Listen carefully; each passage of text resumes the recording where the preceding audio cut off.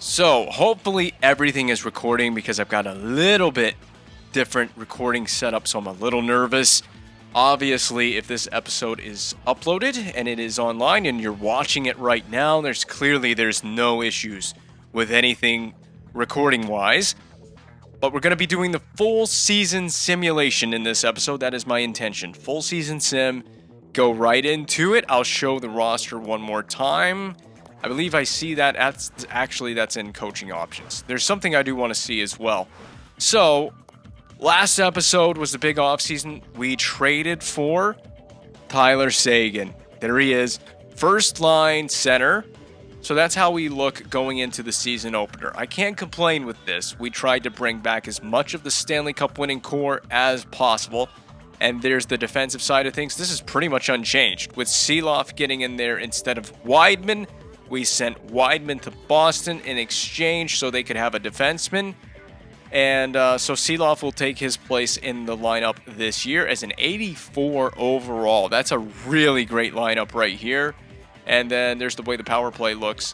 And in goal, I'll just go all the way over here. There is Mrazek and Sateri. That's your goaltending situation. And you know, something that's going to be really fun is when these contracts are due. Seguin is here for 2 years. I also wanted to see this real fast. What Tyler Seguin did, just so I have it on screen. There's what he's performed, and I had a prediction in my mind before I recorded this episode. And what I think Seguin can do for us this year in the 17-18 season is I am predicting point per game. I hope he is point per game. And I think he definitely hits 30 goals for the first time in his career. I have a good feeling it's going to happen. This has to be the year. And he's been on the Boston Bruins, so they missed the playoffs. I don't think he does not have any playoff stats. They're a full-on rebuilder, and they can continue their rebuild with Sean Monahan. That's actually what I wanted to see. So before we get into any simulating, well, first let me go back to contracts. I'm all over the place to start with. But Seguin, 2 years before he is an unrestricted free agent. I am continuing the GM mode. I didn't trade for Seguin to not continue the GM mode. I was going to initially stop at 5 years, but then I made this crazy deal, and we drafted Aaron Ekblad. But what I wanted to get at is when these contracts expire, we've got some big paydays coming up to Tyler Seguin. And if I can find him down the list, Aaron Ekblad, okay, Ekblad's got 2 more years on that entry-level deal, so that's going to take him right to RFA status, when Seguin is going to be a UFA, right? UFA in 1920 for him, and then Seguin, oh man. So Seguin will be a UFA in 2019-2020 season, and Ekblad will be an RFA, but we're just going to hand him a big contract. I know that a lot of people, we will talk about this when we will cross this bridge when we get there, but these two guys are going to get a payday from the Calgary Flames. And for Ekblad, I am estimating somewhere over $7 million. Yeah, 87 overall. He is how old? 21. 21 years of age, not done growing. 87 overall. 4.5 gold star potential. He's going to get paid, man. He's going to get freaking paid when it's time to do that. And we will pay the man. And I got Sergei Kostitsyn in here. I'm very excited to see what he can do. Because if you saw the Nashville season mode that I did, I'm a big fan of Sergei Kostitsyn in this game. Just for some reason, I like this guy. And he was a huge performer for us in the season mode. So anyway, I want to get on with this. Get the simming done. That's enough hold on. That's enough discussing contracts. I wanted to see. I got to find it first. So just give me a second. My brain's all over the place to start this episode because I'm not fully prepared. But there is no sign of who did we trade? Sean Monahan. There's no sign of Sean Monahan, so he's clearly not grown enough to be an NHL player, but I said it when we traded him, he'll be ready at some point, and it will pay big dividends for a rebuilding Bruins team that honestly they don't look too bad, and they should have Wideman on the back end. They do. That's not a bad looking crew. Dougie Hamilton's 90 overall. Aside from Walters, this is not a bad crew on the back end for the Boston Bruins. And they've clearly gone out and picked up a bit of depth. They could have a decent season here. They could have a pretty decent season. They still got Tuukka in net.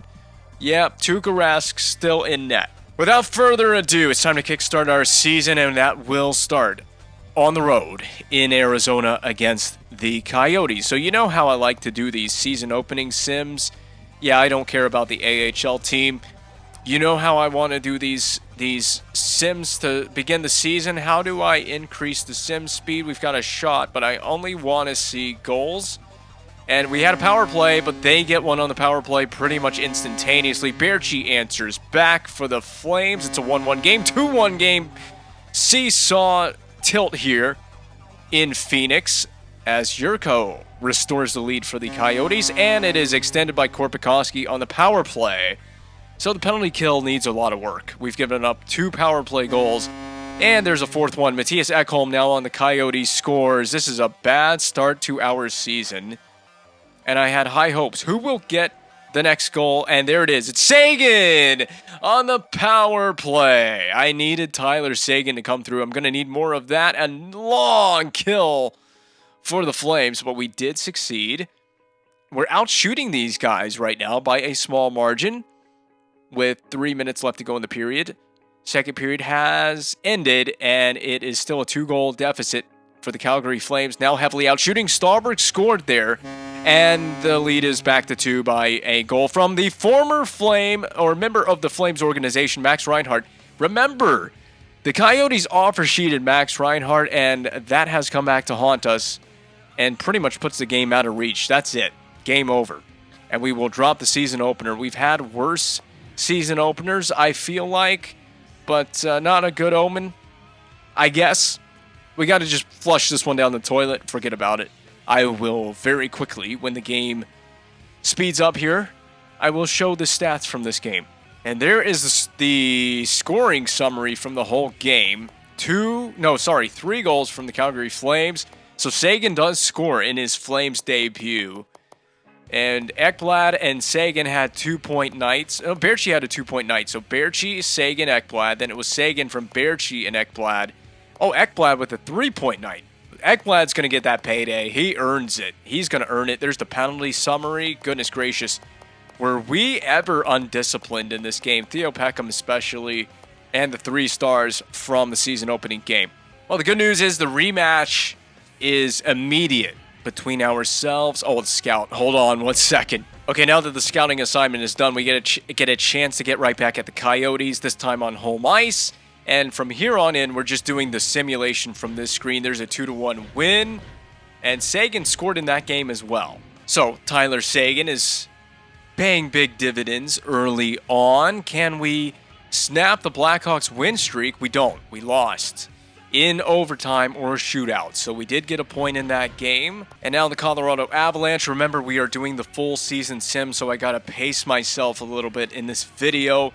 We will at some point, there's a win against the Avalanche, we will at some point take a pause to look at season stats, player stats, team stats, what kind of direction the team is trending in, and what we might need to do to either correct that or just leave it alone. But Seguin, 3 goals in 5 games is solid. So the draft is expected to be pretty weak from the scout, as he told me. And that I could gather that information from the scouting assignment screen, that it was going to be a weak draft. And we're not hoping to have a very high draft pick this season. Seguin's looking like a really great pickup. 4 goals now. Ekblad is teeing off on the assist and the plus-minus markers early in the season. I mean, it's very early.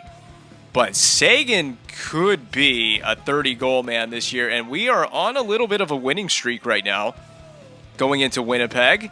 I will do a little bit of a calendar review when we get a month in, but that win streak continues against Winnipeg. And now we go to St. Louis to play the Blues for the first time this year. On the road, win streak in hand, and the Blues snap it. That's okay. Just get right back on another one. We're on a lengthy road trip here, too. We went Chicago. I don't know where we played before Chicago. We went Chicago, Winnipeg, St. Louis. Oh, this is a home game. Never mind. Home game against San Jose, but then fly right back out on the road. Home and home with San Jose. That's a win. Right back on the right track. Okay, so back out on the road and back in the win column. And I don't want to see an extended losing streak, but that, I think, let me check this. I think this was an overtime loss to the San Jose Sharks. It was. Overtime loss, shootout, something of that nature, getting a point in the game. That's about all that I can ask. If you're going to go to overtime, at least get to overtime if you can against tough opponents or in a tough game. But we beat the Anaheim Ducks. I'll take that. I'm very impressed with Seguin. He's scoring at a crazy clip. And in another handful of games, we'll take a brief pause. We'll look at how the first month of the season. Did we just win 7-0 over Vancouver? Oh, rough year for Vancouver. I'll take a pause. We'll look at our stats. And as well with that, I will see how we are in the standings, look at the team stats, look at the trends, and look at our results from the first month of the regular season. We got a game against real-time simulations for that one, and instead of simming it from this screen, there's another shutout victory over Edmonton. You know, I think what's nice is I don't know what the share of games between the goaltenders are, but I think you can definitely rotate between the two goalies, and Mrazek can probably get a bit of a break when he needs one. But we're going to play Boston. I'm going to go into this sim screen, and then I think after this game, we'll take a look at the results to this point in the season. So increase the sim speed to ×4. Only want to see goals. And we kill... Oh, man. Lucic scores right after. So because these two teams made the big trade in the offseason, we have to do the sim from this screen. And Seguin scores on his former team. Oh, how nice. Remember, Dennis Weidman is playing in this game for the Boston Bruins, and at some point, if I can look at the AHL stats, I'd like to see what Sean Monahan is doing. So I think we'll try to make that part of the agenda when we back out of this game. But first, let's win this. Sergei Kostitsyn scores a power play marker for the Calgary Flames. That's what I'm interested in seeing. How good is our power play this season? It seems to be pretty good right now because we got another one. Brandon Saad 3-1 lead to 4. Another one on the power play. Why not? Giordano scores on Hutchinson. I don't know if Hutchinson was in net to start this game. Oh, we are just teeing off. Everyone's getting a goal. The boys are fired up to play the Boston Bruins. Can I get another power play goal, please? It's a long one, and we didn't. That's very disappointing, guys. All the power play goals that we've teed off with, the Bruins can't score on their opportunity, and we take a handy victory over the Bruins. I got to look at the stats from this one. The power play was immaculate. Well, that was worth jumping into that screen to see. We gave up the first goal in the game, but then Seguin on the power play, Kostitsyn on the power play, Saad on the power play, Giordano on the power play. The only even strength 5-on-5 goal, I believe, was scored by Kempe for the Flames anyway. So there's the stats from this game. Laxo went off in this one on the back end. And penalty summary, there's all the penalties from the game. So yes, it was Hutchinson's game. He started at .844 save percentage. That's a rough one. Your point getters on the night, Desharnais with 3 points. Laxo 3 points. Seguin a goal and an assist. Kempe a goal and an assist. Giordano a goal. Saad a goal. Kostitsyn a goal. And your 3 stars, Peter Mrazek, the first star of the night, facing 27 shots and getting a .963. So we're a month in, right? It's mid-November in the game. So it's November 18th. We just played the Bruins, and this is what the team has done. We'll go back this way. So the season opener was October 14. We lost to the Coyotes. We won the next game against Arizona, but then lost to Chicago and went on a bit of a winning streak from there, before dropping our first game in a while to St. Louis, then won 1, lost 1, and now we're on a 4-game winning streak again. I want to see the team go on a heater. We're going to have to take a quick peek at a few things, so we'll back out and go look at some stats. So real quick, we lead the Pacific Division. So that's the first thing we will take a look at. We lead the division, and this is how it's shaking out so far. It's outside of ourselves and Phoenix. It's actually really tight between from LA to San Jose. Those teams are still in the mix. This is the Central Division as it stands so far. So pause your screen if you want a great look at that. And the Atlantic Division, same thing. Pause your screen if you want a great look at that. And over to the Metro Division.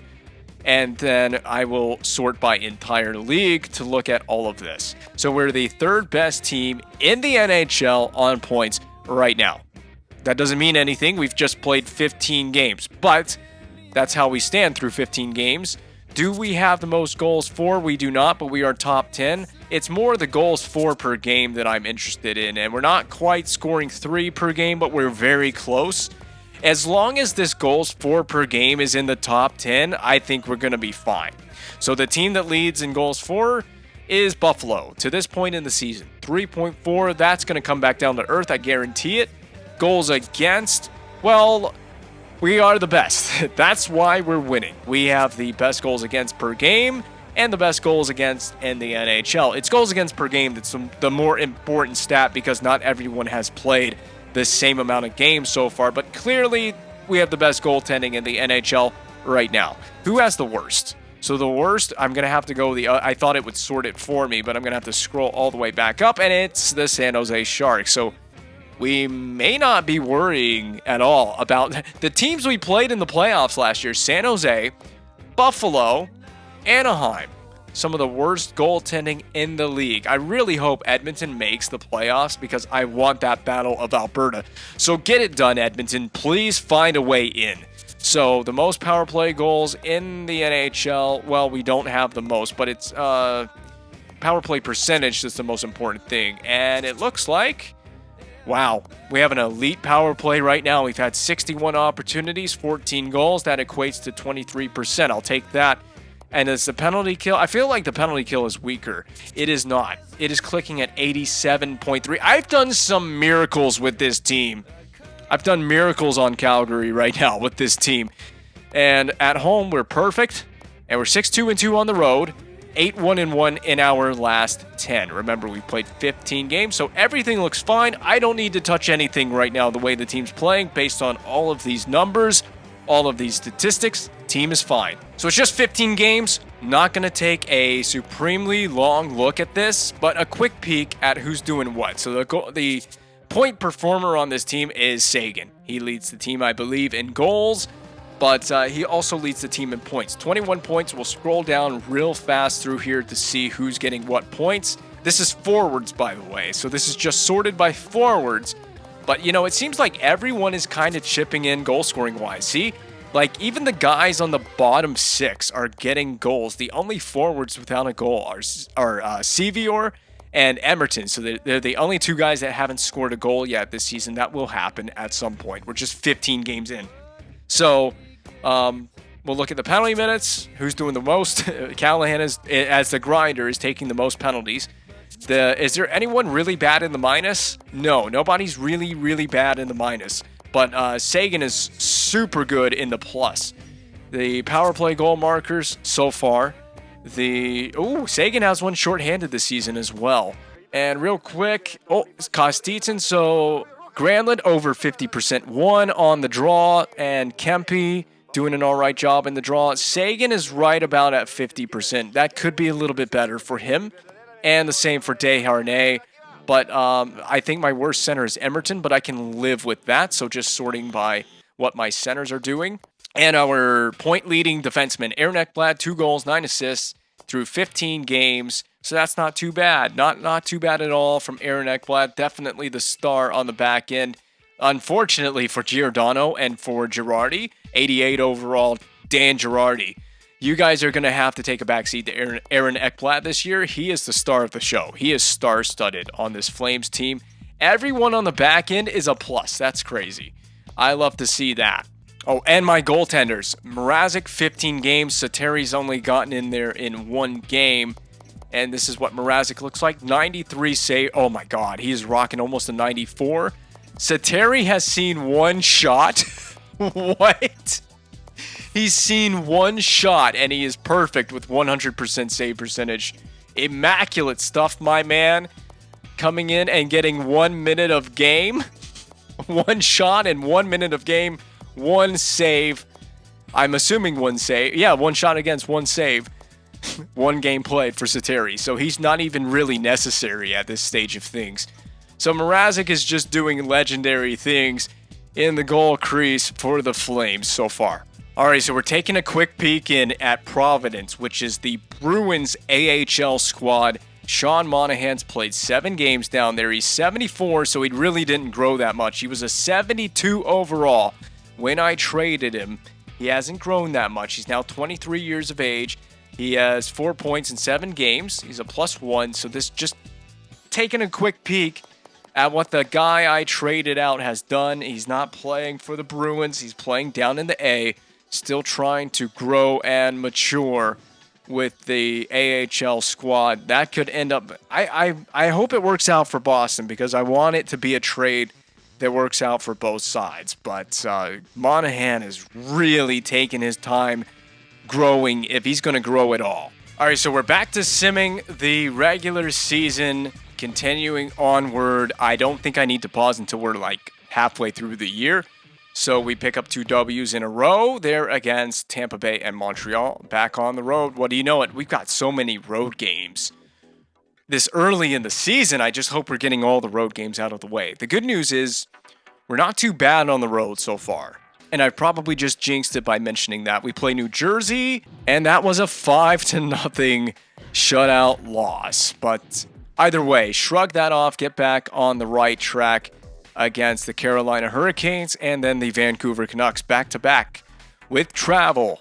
We gotta fly back home from Raleigh. That's a long flight. I've actually done that flight in the real world. So there are 2 more games. We dropped one to Carolina, so we had a losing streak, but we got it right back against the Vancouver Canucks now on the road in Los Angeles, and it's a win, so I don't care about that. It's December 1st. It just refers to RFAs. And we've got another back-to-back. Man, the NHL scheduling for this is kind of crazy. Come back home, play Vancouver, head back down to LA, then come back to Alberta and play the Oilers on the road. At least that's not too far away from Calgary. And we do pick up the win, and then we're home against Los Angeles the very next night. And in that game we dropped it. 3-0 loss. So a little bit topsy-turvy here. We have kind of lost our funk in the last handful of games, but it's nothing to be panicked about. It's just early December, and I don't need to pause and take a look at any stats until we get a bit into the new year. So we've got a whole month of simming to go. And there's a loss to Pittsburgh. It was in regulation. We've had that 2 in the overtime shootout loss column for a while. And we get it right back. 5-1 win over the Rangers. Now we're playing some teams that are in the East, and Detroit at this point did move to the East. So they are in the Eastern Conference now, as we had realignment in 2013. Okay, started to see a little bit of concern. We got that win over the Rangers, which snapped a 2-game losing skid. Then we dropped another 2 before we beat Philadelphia. So starting to get a little concerned with the pattern. But it's okay. I mean, the hot start really helps. And we saw the hot start that we had last year in Season 4. We had such a tremendous, first month or so. And that really paid big dividends in the later part of the season. That was a victory over Pittsburgh. So the hot start could really help us in case we do go on a slide. And a losing slide will happen at some point in the season. Now, that being said, we haven't been on any real extended losing streaks so far, and let's not get on one as we come back home to play the Blues, and then a quick rematch at home against the Predators. A few losses here in a row, but if there's one piece of good news, Tyler Seguin's hot stretch scoring goals continues. He has not really slowed down at all. 13 goals now before we get to the end of December. Maybe he can add on to that total against the Predators. He does. He scores 2 goals in a win over Nashville. Tyler Seguin is a machine. We did lose to the Minnesota Wild in regulation. Seguin's a machine. 16 goals, 25 points in 34 games, and that is 41 points in, did I say it was 34 games? Seguin is going to be a better than point per game player with the point totals he's putting up. I mean, an absolute robot on the ice for this team. He's automatic out there. I'm a legendary GM. I'm going to say it right now. Making that move to get Tyler Seguin on the team. He wanted to be on a competitor. We got to do the scouting assignment. Oh, in and out of the scouting assignment to 2 losses in a row. Vancouver, then San Jose. Not very happy with that, boys. And we're at the turn of the new year now. So this is an important phase of the season, where in the coming weeks, I think we'll get a little bit deep into January, and then we'll take a pause. Again, look at the statistics, see where the team has trended. Something has definitely trended down. I'm going to guess penalty kill has probably gotten worse because it was really, really good. But then again, the power play was amazing to start the season as well. And I don't know. Something has definitely got worse. But I'll tell you who hasn't gotten worse. Seguin just keeps impressing. He's going to have a 30-goal season. I guarantee it. I think he's going to be point per game. He might be better than point per game this year. This has been an immaculate start. And I just hope he doesn't cool down at all. Yeah, I think Seguin's at like a 40-goal pace right now. We're going to pause in the next couple of games, and I think we're close to the 41, 42 game mark. We're pretty much right at halfway. Actually, I could total up the wins and losses and the record that we have, and I could find out how many games we played to this point. So after Philly, we lost that game. Yep, we're right at 41, 42 games, like I said. So this is the halfway point in the season, and Seguin has exactly 20 goals. So that halfway point, we have fallen off a little bit.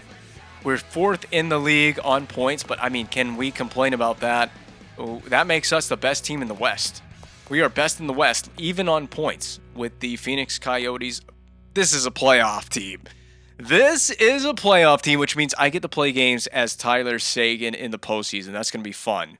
So goals for, it's not quite as high as it was. We were in the top 10 in goals for, and it's come down just a little bit, but Seguin's really helping that number. And the goals for per game has come down a bit to now where we are 15th in the league. We're at 2.71. It was like 2.9 something before, so it has cooled off a bit, but I can live with that as long as the goaltending is still there, and I think the goaltending is still there. 2.40 per game. That has obviously come way back down to earth from where it was in the first 15 games of the season. I expected that.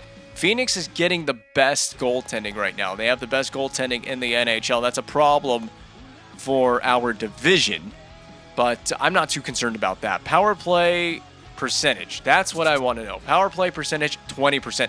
You know, it's top 5 in the NHL. That has not cooled off at all. It has not gotten worse. It's actually gotten better, I believe, from where it was 15 games in.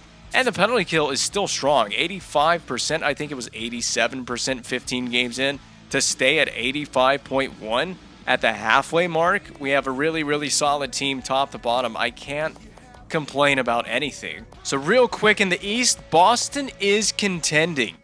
They are in a playoff spot. So they are one of the... where are they in their division? That's what I want to know. They lead their division.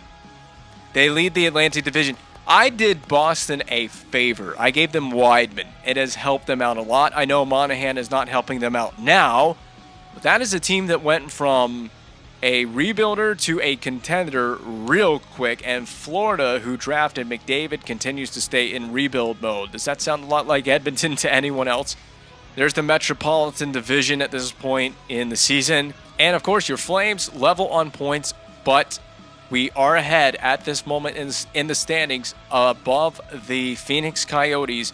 Then it's Los Angeles, Anaheim, San Jose, Vancouver, and unfortunately, Edmonton is not in the playoff race. So there may be no Battle of Alberta in the postseason. Not this year. And of course, the Central Division, just to wrap things up nicely. 42 games in, and we have one player that is better than point per game, and it is Tyler Seguin. T-Segs is getting it done. He is doing exactly what I predicted. I said he would be better than point per game by season's end, and he would have at least a 30-goal season. Well, he is going to do that unless something really bad happens. He should be able to hit 30. He's on pace to hit 40. He is on a 40-goal pace right now. Then it is Granlund. I'll show you just who's doing what on points. So there's your point leaders. And I'll sort it by goals. Everyone on the team should have a goal by now. Yep, everyone that is a forward has a goal. And look at little Kostitsyn right here. 14 goals. He's just shy of being a 20-goal scorer at the halfway point. He's putting up 30-goal numbers right now. And Ryan Callahan not doing too bad. That is that my top? No, Baertschi is on the top line. He's not quite producing like I was hoping. He's had a bit of a drop-off this season. I have to put Kostitsyn on the top line if things really go bad at any one point in time. But anyway, defensemen look like this. Aaron Ekblad, I was supposed to sort that by points. Ekblad, 31 points in 42 games, 8 goals. This dude is blooming like a flower in spring right now, and it's wonderful to see. There is everybody else. Now, last time we checked, there were no minuses. There are now minuses. Peckham in the negative by 4, Laxo in the negative by 4, but look at Aaron Ekblad in the positive by 13. Oh yeah, and power play goals. We should have looked at that. Who's doing big things on the power play? Well, Ekblad with that 99 wrist shot power, maybe taking slap shot bombs from the point too. He's got that 95 power. He's started to get the accuracy. He's got 3 goals on the man advantage. And the forwards getting it done on the man advantage, that would be Seguin, Kostitsyn, Baertschi, Granlund, Desharnais, Callahan, Kempe, Stahlberg. Man, all these guys have had a try on the power play.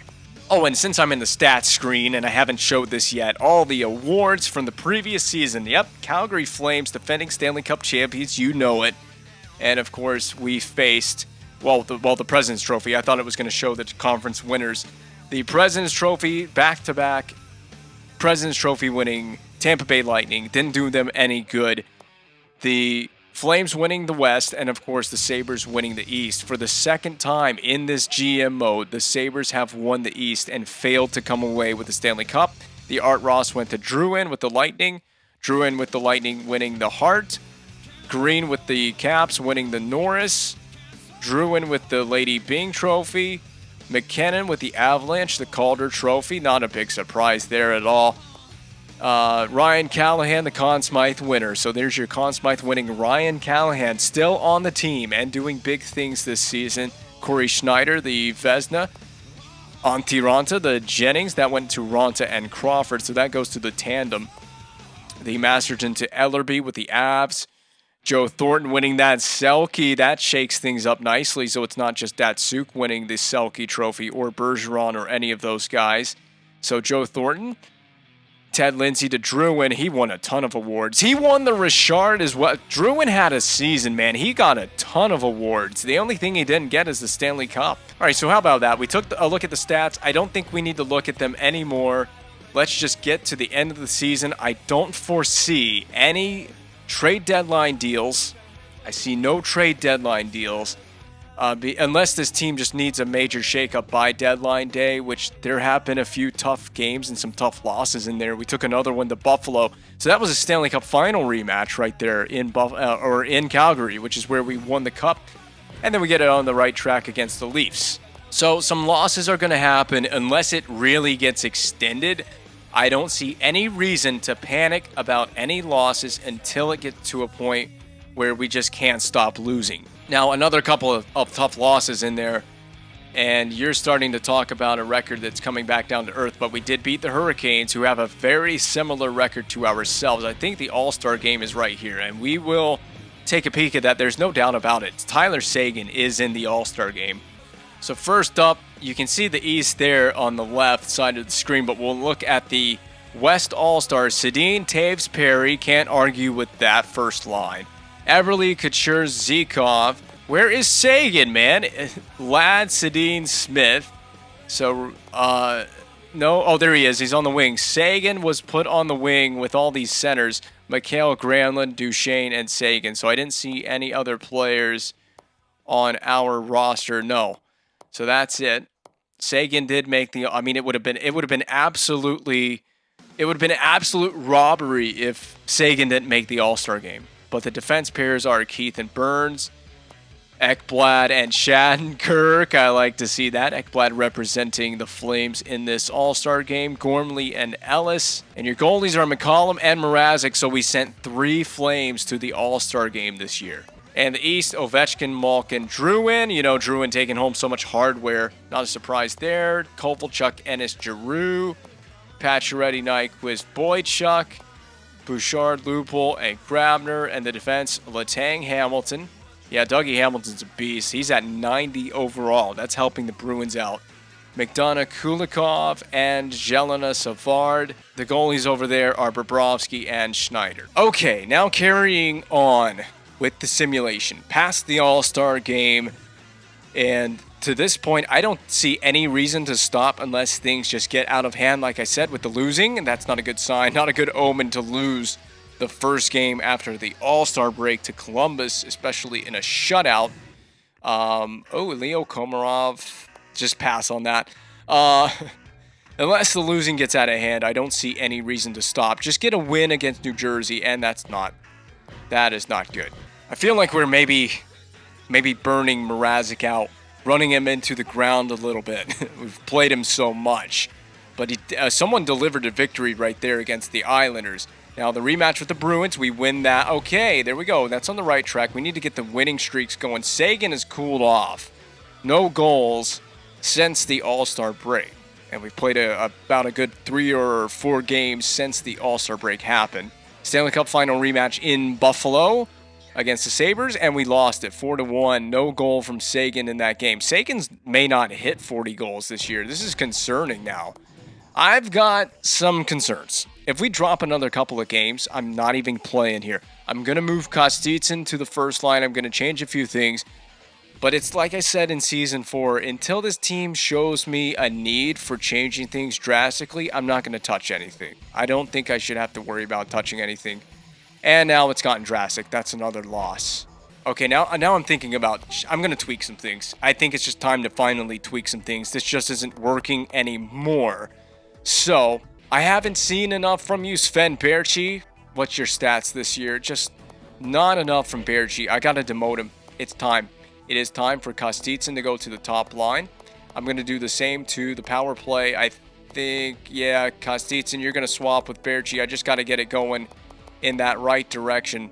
I'm not going to take the time to look at the power play numbers or the penalty kill right now. I think we just try a few changes and see if it gets better. So first game with Kostitsyn on the first line, and Seguin is up to 23 goals just like that. So maybe we needed the demotion for Sven Baertschi and the promotion for Sergei Kostitsyn. I told you I had that in my back pocket for if I needed to go to it, and I hope it works. Sagan's back on the right track. He's got 24 goals now. He's got another goal in that game. There's where your production's coming from. A loss to the Hawks, and we were shut out, so no goal for Seguin in that one for sure. I'm a little nervous because there's still so much season where it could all fall apart, and I don't want to see that happen to this team. So and this is just not good. I'm going to have to manually, I think Mrazek's getting burned out. I'm going to do a little bit of a swap of goaltenders here. Giving up a lot of goals, and it's not necessarily that it's on Mrazek, but I'm trying Sateri in net against the Dallas Stars. I hope this is a good move. Mrazek, I think, needs a break, and I hope this is a move in the right direction for us. It is. It's a win.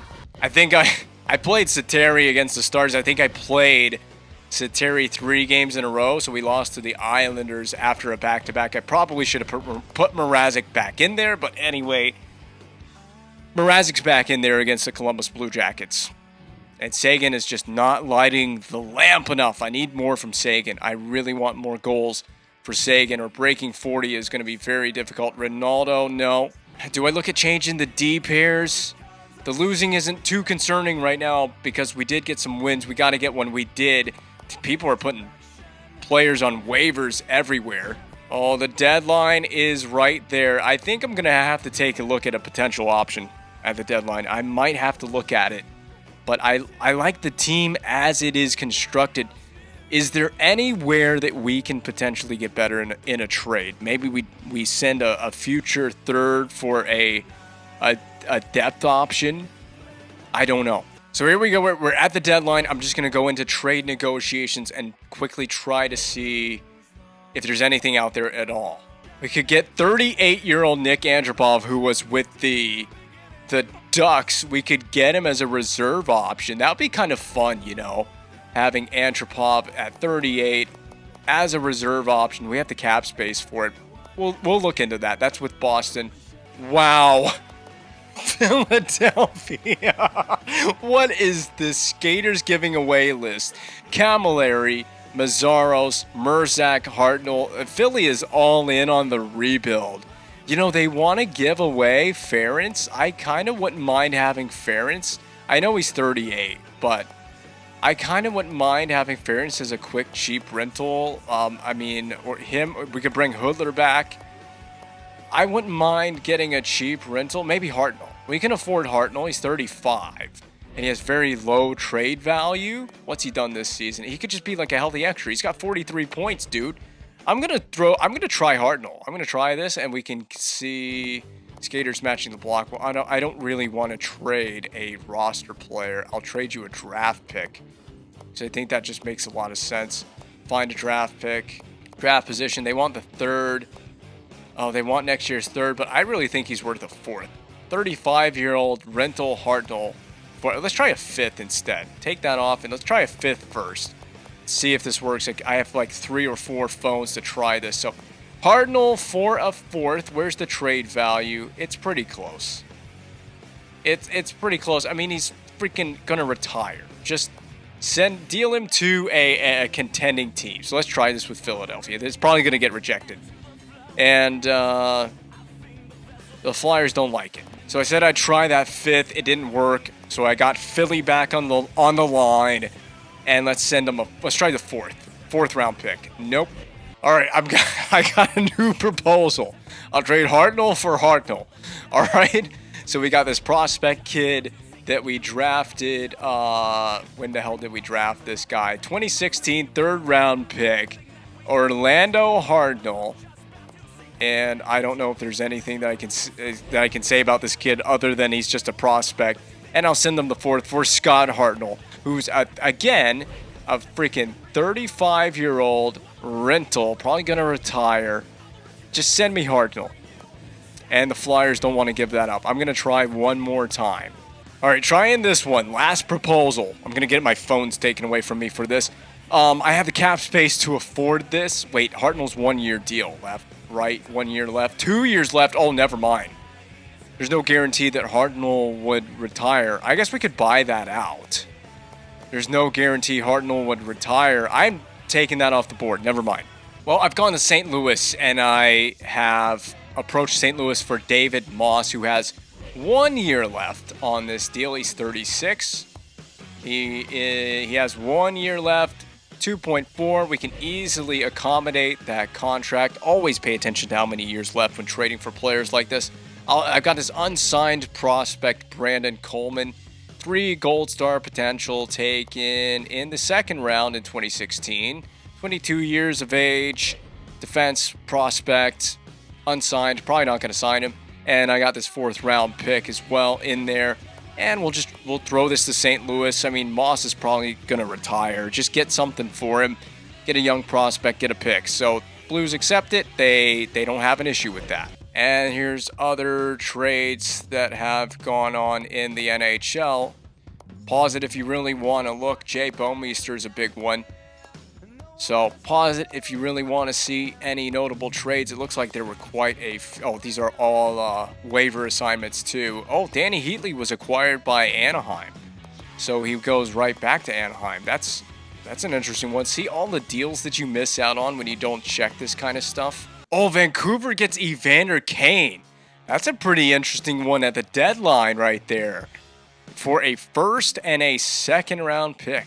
So the deadline is passed and we acquired... I want to see if he's in here. He might be in the AHL. Let's actually go to roster moves first. So I think if I do this sorting by AHL, he should be down here in the AHL. No sign of him. Oh, David Moss is in the NHL. There you go. So David Moss, healthy scratch. We have the cap space for this. And I just threw the St. Louis Blues a bone for an aging player that could be a black ace in the playoffs or whatnot. Or maybe we need to get him in there if we go on a losing slump or something. David Moss is basically being paid to hang around the team, hang around the press box, and just cheer on the Calgary Flames. There's a big one. Seguin got some goals in that game. He's now up to 27. Oh, man, the losses are really piling up. in the latter half of the season. Man, we got to light that spark under Seguin. It's just not good right now.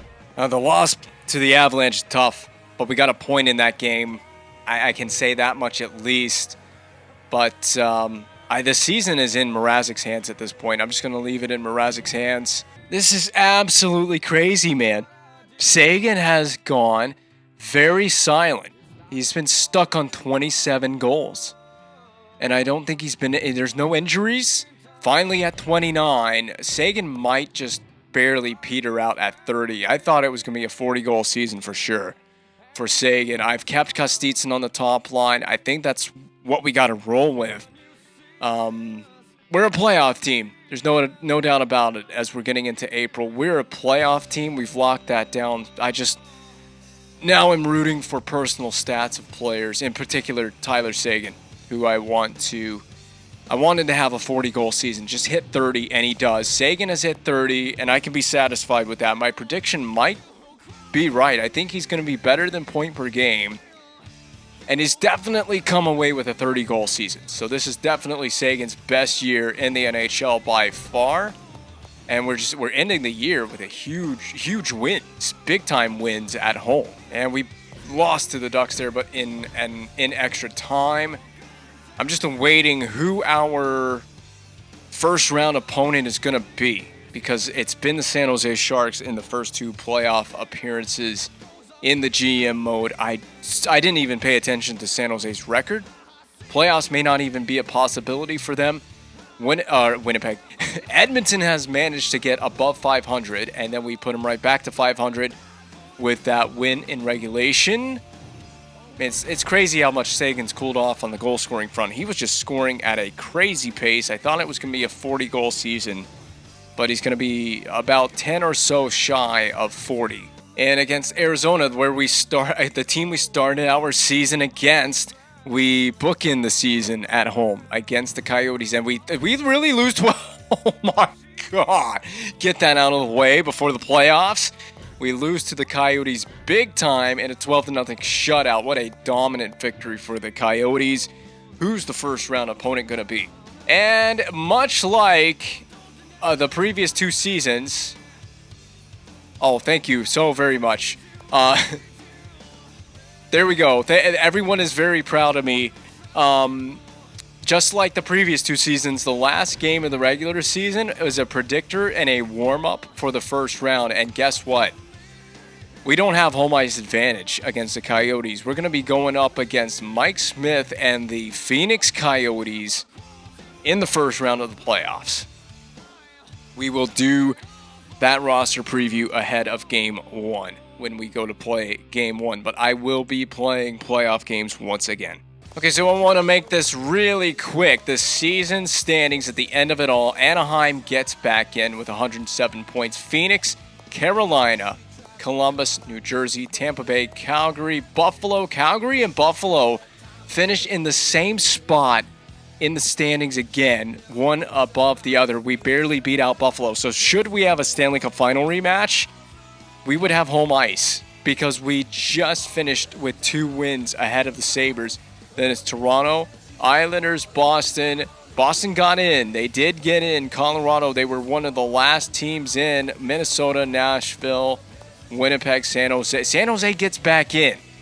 I didn't know if San Jose would make it or not. So San Jose back in. Your worst team in the league, Montreal, Florida, Pittsburgh, Dallas, Edmonton, all rebuilders. Edmonton misses out, so no potential Battle of Alberta this year. So goals for, we finished 14th in the NHL in goals for per game. That would be 2.68. It definitely came down. Seguin came down on his goal scoring totals at the end of the year.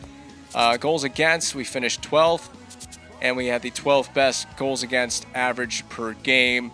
Power play got worse. It's down to 16.8% by season's end. So the power play was a problem in the simulation by the end of the season, but the penalty kill remained pretty strong, did come back down to earth.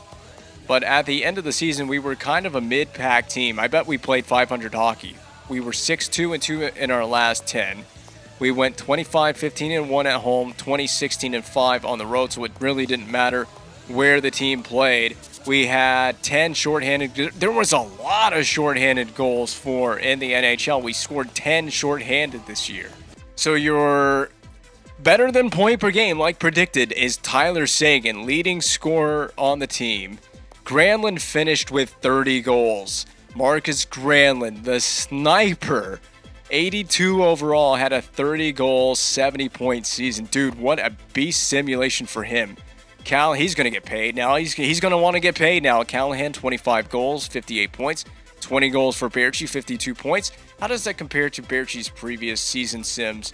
25 and 63, so he had a bit of a down year this year, but his plus minus got worse. So not a great year for Sven Baertschi, who has how many years remaining? 1 year. He is reaching UFA status. He's coming back, though. Desharnais, 12 and 43 points. 22 goals for Kostitsin, 42 points, playing on the top line. And it may be that we go back to Baertschi on the top line for the playoffs because I'm going to be in control of those games. Defenseman-wise, it was a great year for Ekblad. 11 goals, not too bad, man. 54 points, second season in the NHL, I believe. Didn't he play? His first year was last year, and he had a 34-point season. He got better, and a plus 18 on the back end.